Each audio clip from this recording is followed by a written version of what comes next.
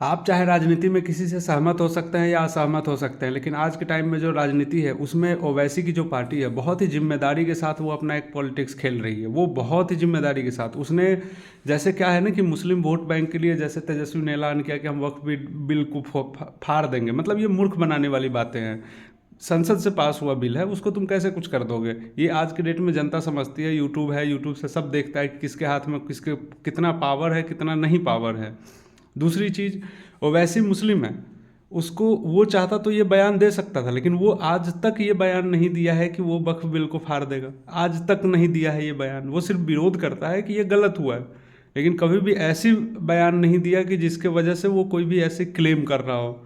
दूसरी चीज़ कि ओवैसी को आप देखिए, जैसे अभी ऑपरेशन सिंदूर हुआ, सारी पार्टियां, मतलब खास करके कांग्रेस और इन लोगों को तो पता नहीं क्या हो गया है। ओवैसी पूरा एक तरीके से भारत को सपोर्ट कर रहा था। मैं आजकल तो ये यहाँ तक देख रहा हूँ कि ओवैसी की जो रैलियाँ होती हैं उसमें भारत जिंदाबाद, हिंदुस्तान जिंदाबाद का नारा लगता है, जबकि ये नारा ना कांग्रेस की रैली में लगती है जल्दी, ना तेजस्वी की रैली में जल्दी लगती है।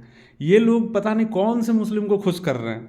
जो असली मुस्लिम है उसको पता है कि भाई देश तो हमारा भारत ही है ना। भले ही वो भारत माता की जय नहीं बोल सकता है क्योंकि उसमें कुछ टेक्निकल चीज़ें हैं जो मैं समझ सकता हूँ, लेकिन एटलीस्ट भारत जिंदाबाद तो बोल सकता है। तो मुझे लगता है कि जो ये तेजस्वी, कांग्रेस, ये सब जिस मुस्लिम को खुश करना चाह रहे हैं वो पता नहीं, जो अपने देश का नहीं होगा वो तुम्हारा होगा।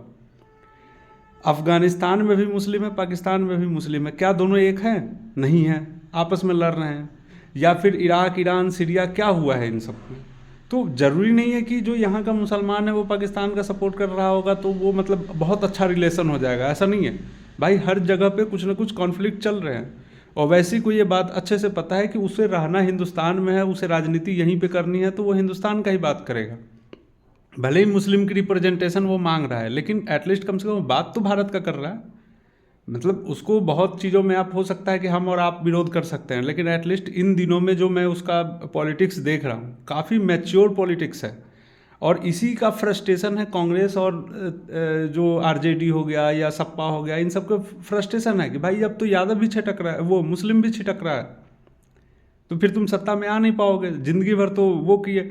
दूसरी चीज़ की जो मैंने ऑब्जर्व किया है कि रंगदारी वाले जो सॉन्ग होता है वो हर कोई गाता है, बीजेपी की तरफ से भी जितने भी सिंगर जो बीजेपी में पार्टी में है, चाहे पवन सिंह हो, सब गाते हैं। कभी आज तक कोई वीडियो देखा है कि पवन सिंह ने बीजेपी का फ्लैग माथे में बांध करके और फिर रंगदारी का गाना गा रहा है? हर चीज़ का अपना एक जगह होता है, ये सबसे पहले यादव भाइयों को समझना पड़ेगा। आपको रंगदारी का गाना वो अलग चीज़ के लिए होता है, रंगदारी के समय के लिए। वो आरजेडी का झंडा माथे पर लगा करके फिर रंगदारी गाने के लिए नहीं होता है। अगर आप यही सब करते रहोगे तो फिर हो गया, मुश्किल है। पहले तो उस चीज़ से, जातिवाद से निकलना पड़ेगा, पहले तो उस ठप्पा से निकलना पड़ेगा जो एक जात वाला जो ठप्पा है। दूसरी चीज़ कि आप जो अभी हाल फिलहाल जो पता चला है कि कई गांव में एक दो जो लोग हारे हैं वो पासवान के और किसी किसी के खेत जला दिए, फसल जला दिया उसका। तो इन सब चीज़ों को छोड़ना पड़ेगा। डेमोक्रेसी है, डेमोक्रेसी का मतलब यही है, जिस संविधान को लेकर के आप घूम रहे हैं उस संविधान को मानना भी पड़ता है। एक समुदाय है, मतलब अच्छा खासा समुदाय है, वो किस लिए बीजेपी को वोट दे रहा है वो सबको पता है। तो इन चीज़ों को देखिए और कम से कम ओवैसी से ही तो सीख लीजिए। ओवैसी जो कर रहा है वही कर लीजिए। कम से कम एटलीस्ट अपने लेवल पे तो जिम्मेदार हो जाइए, अपने लेवल पर तो ईमानदार हो जाइए। धन्यवाद।